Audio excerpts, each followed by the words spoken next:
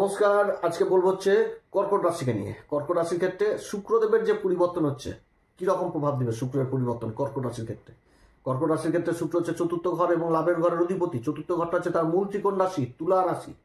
তো এই রাশিতে নিজের রাশিতে অবস্থান করবে শুক্র, কি রকম প্রভাব দিবে, কোন দিক থেকে কর্কট রাশি হতে যাচ্ছে লাভবান, কোন দিক থেকে বিশেষ সাবধান, কোন বিশেষ উপাচার করবে। তো অনুষ্ঠানটি শুরু করার আগে সবার প্রথম বললি এটা চন্দ্র রাশি অনুসারে গ্রহের গোচরের উপর আলোচনা করা হচ্ছে, কারো কোনো রকম ব্যক্তিগত গোষ্ঠী ধরে আলোচনা নয়। তো যাই হোক, শুক্রদেবের এই যে পরিবর্তন হচ্ছে, শুক্রদেব 3টি নক্ষত্র অবস্থান করবে।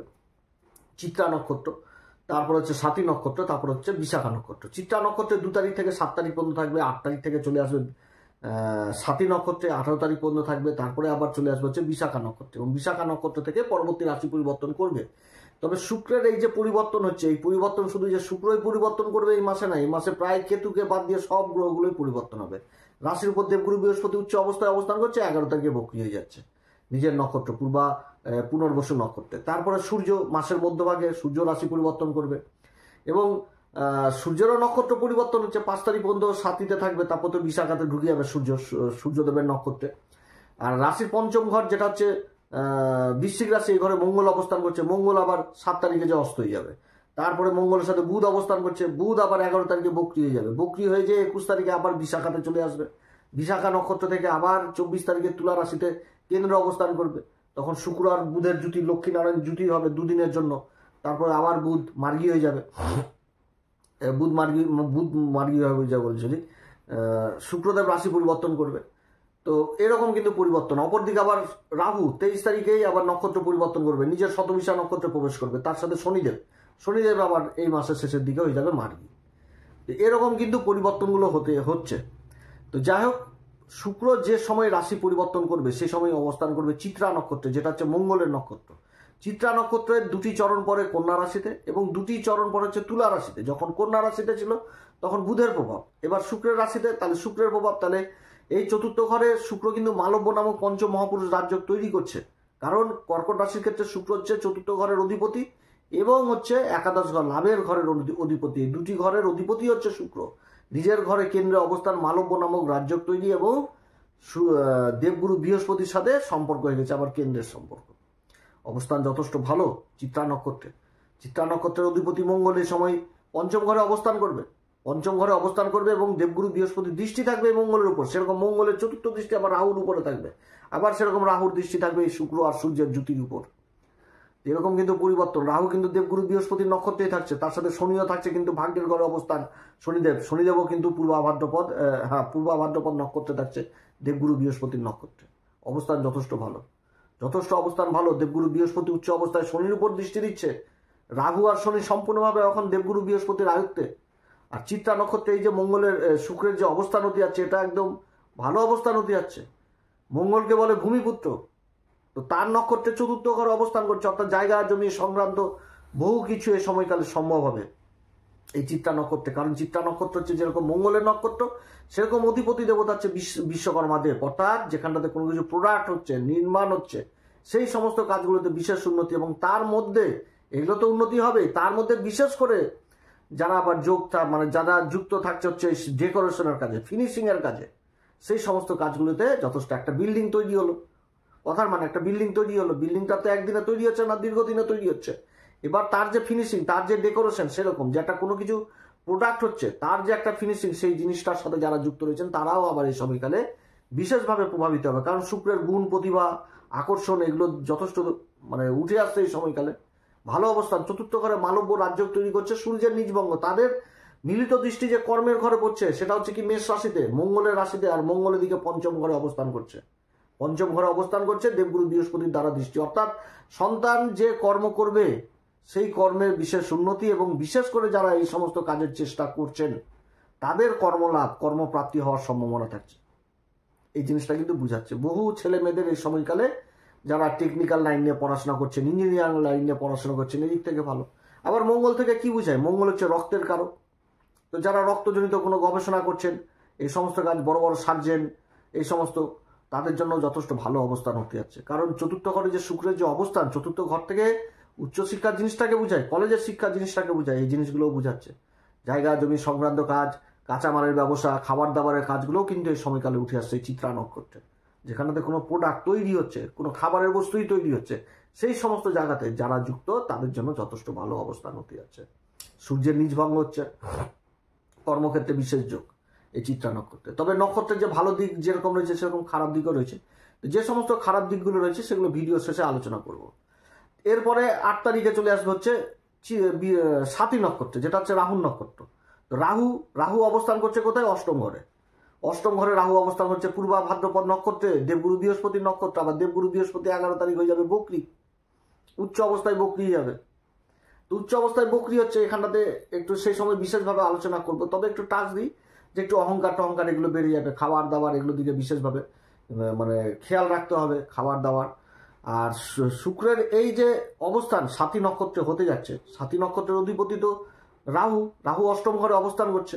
তাহলে এই সময়কালেও কিন্তু বিশেষ উন্নতি থাকছে রাহুর এই নক্ষত্রে। শুক্রের ভৌতিক সুখ যথেষ্ট বৃদ্ধি করবে এই রাহুর নক্ষত্রে, ভৌতিক সুখ বৃদ্ধি করবে এবং কস্টলি জিনিসের ব্যবসার সাথে যারা যুক্ত রয়েছেন সেই ব্যবসার কাজগুলো যথেষ্ট ভালো হবে এই সময়কালে।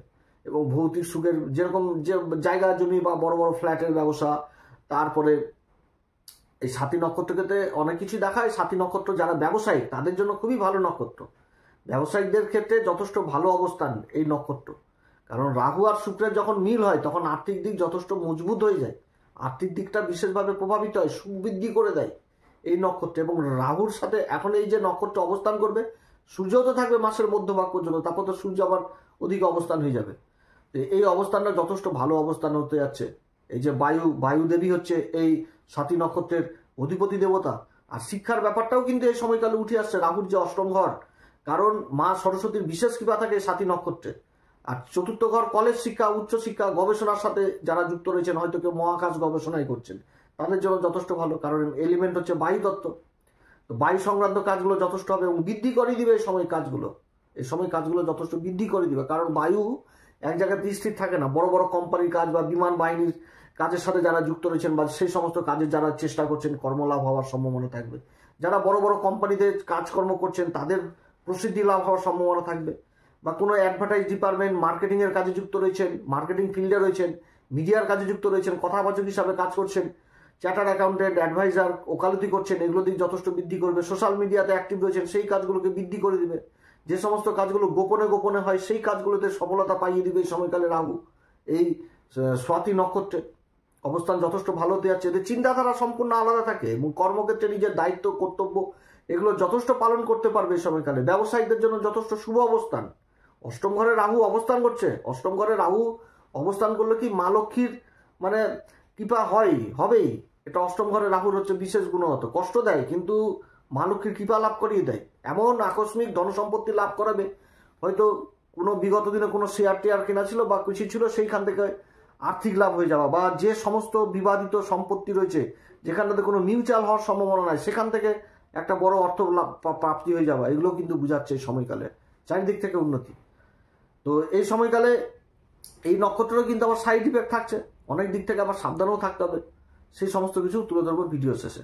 তো এই সাতী নক্ষত্র যথেষ্ট সফলতা পাচ্ছে যারা মিউজিক ডিপার্টমেন্টে থাকবেন, যারা সোশ্যাল মিডিয়াতে অ্যাক্টিভ রয়েছেন, ইউটিউব, ফেসবুক, ইনস্টাগ্রাম, এদিক থেকে মিডিয়া, এদিক থেকে যথেষ্ট উন্নতি। ছাত্রছাত্রীদের বিশেষভাবে উন্নতি হবে এই সময়কালে সাতী নক্ষত্রে, গভীর বিদ্যা, রিসার্চ বিদ্যা এদিক থেকে। এরপরে যখন আবার বিশাখাতে চলে আসবে, বিশাখা নক্ষত্র, এখানটাতেও বিশেষ উন্নতির যোগ থাকছে। বিশাখা নক্ষত্র হচ্ছে স্বয়ং দেবগুরু বৃহস্পতি নক্ষত্র, শুক্র অবস্থান করবে, কেন্দ্রের সম্পর্ক হয়ে যাচ্ছে। বিশাখা নক্ষত্রটা কি যে বিগত দিনে করা সংগ্রাম তাতে সফল হয়ে যাওয়া, কারণ এটাই বুঝাচ্ছে বিশাখা নক্ষত্রের যে মানে সিম্বল সেটা হচ্ছে কি রাজদুয়ার, রাজগেট। তো যে আগেকার দিনে রাজারা যখন যুদ্ধ জয়টয় করে দেশে ফিরত, তাদের সম্মান দেওয়ার জন্য যে রাস্তায় গেট তৈরি করা হতো সেটাই হচ্ছে বিশাখা নক্ষত্র। এছাড়া কুমারের চাক, যেখানটাতে মাটি ফেলে মাটির একটা রূপরেখা দেওয়া, এটা। তো যুদ্ধ জয় বললাম হয়ে গেল সেটাও তা না, রক্তক্ষয়ী সংগ্রাম, পরিশ্রম, তারপরে তো যুদ্ধ জয় হয় জীবনে। তো সেই জিনিসটাই কিন্তু বুঝাচ্ছে যে বিগত দিনে যারা সংগ্রাম করে যাচ্ছিল কোনো কিছু দিকে, যেটা প্রাপ্তি হচ্ছিল না, সংগ্রামের পর সংগ্রাম করছিল, সেখানটাতে নিজের প্রতিভা, নিজের গুণ এই সময়কালে উঠে আসবে। অর্থাৎ সেই জায়গাটাতে নিজের গুণ, প্রতিভা এই সমস্ত কিছু উঠে একদম মান সম্মানের অধিকার, অর্থাৎ নিজের লক্ষ্যে পৌঁছে যাওয়া কিন্তু বুঝাচ্ছে এই বিশাখা নক্ষত্র, যে নিজের লক্ষ্যে পৌঁছে যাওয়া। আর বিশাখা নক্ষত্র কিন্তু এটা বুঝায় যাদের বিশাখা নক্ষত্রে জন্ম, তাদের যদি জীবনের লক্ষ্য বেঁধে দেওয়া যায় যে তুমি বড় হলে ডাক্তার হবা, তুমি বড় হলে ইঞ্জিনিয়ার হবা, বড় অফিসার হবা, আইপিএস হবা। তো এগুলো লক্ষ্য দিলে ওরা কিন্তু পারে, সেই লক্ষ্যের পিছনে দৌড়ায় এবং সফল হয়। তবে এই নক্ষত্রের যে যেরকম শুভ গুণগুলো থাকছে সেরকম আবার কিন্তু কিছু খারাপ দিকও রয়েছে। তো বিশাখা নক্ষত্রে এরকম সফলতা পাবে, তবে কি ধৈর্য, নিজের যে ধৈর্য জিনিসটা, নিজের যে একাগ্রতা, সেটা কর্মক্ষেত্রে লাগাতে হবে, কর্মক্ষেত্রে লাগাতে হবে। যথেষ্ট ভালো অবস্থান গুরুর নক্ষত্রে, কেন্দ্র অবস্থান করছে, কর্মের ঘরে দৃষ্টি থাকছে শুক্রের, অর্থাৎ কর্মক্ষেত্রে যথেষ্ট মান সম্মান, পদ প্রতিষ্ঠা এগুলো কিন্তু হয়ে যাওয়া কিন্তু বোঝাচ্ছে এই নক্ষত্র। অর্থাৎ তিনটি নক্ষত্রের যে কথাগুলো বললাম এগুলো কিন্তু কর্মের সাথে বিশেষভাবে ইফেক্টেড। কারণ কি, শুক্র চতুর্থ ঘরের অধিপতি এবং লাভের ঘরের অধিপতি হয়ে চতুর্থ ঘরে অবস্থান করছে এবং কর্মের ঘরে দৃষ্টি দিচ্ছে। অর্থাৎ যে কর্ম করবে সেখানটাতে শুক্রের প্রতিভা, শুক্রের গুণ, শুক্রের আকর্ষণ এগুলো কিন্তু সেই জায়গাগুলোতে বৃদ্ধি করবে। এবার বিশাখাতে এরকম, চিত্তাতে এরকম, স্বাতীতে এরকম হয়ে যাচ্ছে। এগুলোর দিক থেকে বিশেষভাবে উন্নতির যোগ থাকছে, যেহেতু মালব্য নামক পঞ্চম মহাপুরুষ রাজযোগ তৈরি করছে এবং রাশির অধিপতির সাথে কেন্দ্রের সম্পর্ক তৈরি, রাশির অধিপতি বলছি দেবগুরু বৃহস্পতির সাথে কেন্দ্রের সম্পর্ক হয়ে গেছে, ভালো অবস্থান। এবার এই তিনটি নক্ষত্রের ইফেক্টেড কোন জায়গা, চিত্তাতে যখন থাকবে তখন অশান্তি, মানে মাথা ঠান্ডা করে কাজ করতে হবে, গন্ডগোল অশান্তি এগুলো দূরে থাকতে হবে। একটুতেই মন মেজাজ খারাপ, রেগে গেলাম, চটে গেলাম, বাঘ বিতণ্ডাতে জড়িত হয়ে গেলাম, এগুলোর দিক থেকে সাবধান। কারণ মঙ্গলের সাথে কিন্তু বুধ অবস্থান করছে এই পঞ্চম ঘরে, পঞ্চম ঘরে কিন্তু বুধ অবস্থান করছে। বুধ হচ্ছে কি, ব্যয়ের ঘরের অধিপতি এবং হচ্ছে তৃতীয় ঘরের অধিপতি। অর্থাৎ সাবধান, মাথা গরম করা যাবে না, এগুলো করা যাবে না, যাকে যা পারলাম তাই বলে দিলাম সেগুলো বলা চলবে না কর্মক্ষেত্রে, অতএব দিক থেকে সাবধান। আর তারপরে স্বাতী নক্ষত্র, স্বাতী নক্ষত্রে যখন থাকবে তখন কি হবে, এই যে অষ্টম ঘরে রাহু থাকছে, যেরকম ভালো প্রভাব দিবে সেরকম খারাপ গুণটাও থাকছে। কারণ পাপী গ্রহ তো, যতই ভালো পজিশনে থাকুক কিছু না কিছু খারাপ গুণ দিবে। তো খারাপ গুণটা কোন দিকে দিবে, যে নিজের সমালোচনা সহ্য করতে পারবে না। যদি কেউ কর্মক্ষেত্রে কিছু বলে আর যদি শুনে নেয় তাহলে হয়ে গেল, মাথা গরম করে নেবে। অতএব দিক থেকে সাবধান। এখানটা তো ধৈর্য জিনিসটা উঠে আসছে। তো নিজের সমালোচনা সহ্য করতে হবে, শুনতে হবে, যদি ভুল ভ্রান্তি থাকে সেগুলোকে সংশোধন করে জীবনে এগিয়ে যেতে হবে, এটাই তো নিয়ম। সমালোচনা ছাড়া তো কোনো কিছু হয় না। যে তুমি ভালো না মন্দ লোকে বুঝবে, তারপর তো তোমাকে নিবে, এটাই হচ্ছে সেই জিনিস। তো নিজের যদি ভুল ভ্রান্তি থাকে সেগুলোকে সমাধান করে জীবনে সামনের দিকে এগিয়ে চলতে হবে, এই জিনিসটা বুঝাচ্ছে। এবং স্বাতী নক্ষত্রে গন্ডগোল, অশান্তি, ঝুর ঝামেলা এগুলোর দিক থেকে দূরে থাকতে হবে। বেআইনি পথ, সূক্ষ্ম মানে শর্টকাট পদ্ধতি, বেআইনি পদ্ধতি এগুলো ইন্টেনশন দিবে, কারণ রাহুর দৃষ্টি থাকছে। গোপন পদ্ধতিতে কাজ করো, বেআইনি পদ্ধতিতে কাজ করো, এগুলো চলে আসছে। অতএব দিক থেকেও দূরে থাকতে হবে, না তো বৃদ্ধি পেয়ে যাবে। কি বললাম, যে বায়ু বৃদ্ধি করে দিবে। তো গন্ডগোল, ছোট গন্ডগোল হয়ে যাবে বড় গন্ডগোল। অসুখ বিসুখ ধামাচাপা দিয়ে রাখা যাবে না, ছোট অসুখ হয়ে যাবে বড় অসুখ, ট্রিটমেন্ট করতে হবে। এরপরে যখন বিশাখাতে আসবে তখন হয়ে যাবে দনমন, কাজ করার আগে শুধু ভাববে যে কাজটা করব, যদি লস হয়ে যায় না করব না। এবার যদি কাজটা না করে তো পস্তাবে, আবার কাজ করে নিবে তখন আরও পস্তাবে যে কাজটা করলাম, এতটা লাভের আশা করেছিলাম, সেই লাভটা তো পেলাম না। এই জিনিসটা হয় এই বিশাখাতে। অতএব নিজের মাইন্ডটাকে সেট করতে হবে, যদি না হয় তাহলে ভালো লোকের কাছ থেকে পরামর্শ নিতে হবে। এই জিনিসগুলো বুঝাচ্ছে এই সময়কালে বিশাখাতে। আবার কি বিশাখাতে থাকলে কিন্তু অসুখ বিসুখ, কারণ রাজ্য জয়, আগে বললাম রাজ্য জয় তো মুখের কথা না, গন্ডগোল, অশান্তি, রক্তক্ষয় এগুলো হবে।